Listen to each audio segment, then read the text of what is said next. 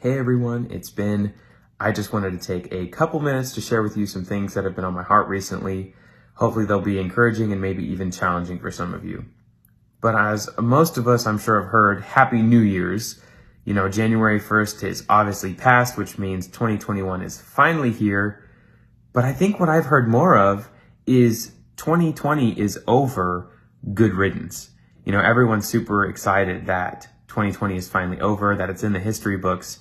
But something that keeps coming back to my mind is, as Christians of all people, shouldn't we be trying to find the positives about the trying times?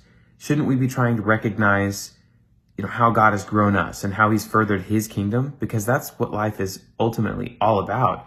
It's about Christ and worshiping and serving him and, seeing his kingdom come.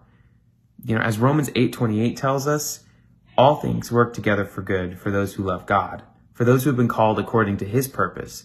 And while that doesn't mean, that we're going to experience something positive or joyous as soon as we come out of a trial, it does mean that he's going to use everything we experience to grow us and to further his kingdom.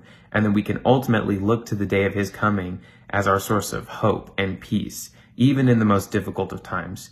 And just as James 1 tells us, we should consider every trial, as joy, because the testing of our faith produces steadfastness. And when steadfastness has its full effect, we will be perfect and lacking in nothing.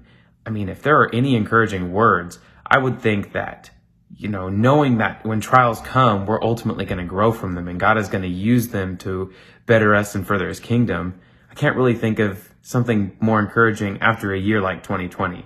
So if you're struggling right now to find any positives about the year 2020 or looking forward to the year 2021 and hoping that it will be better than 2020, I can assure you that even if 2020 is all you have to think about, there is something that the Lord's going to use. He's going to work in your life, and you don't have to fear because he's in control, and you can ultimately look to the salvation he's provided by sending his son for us.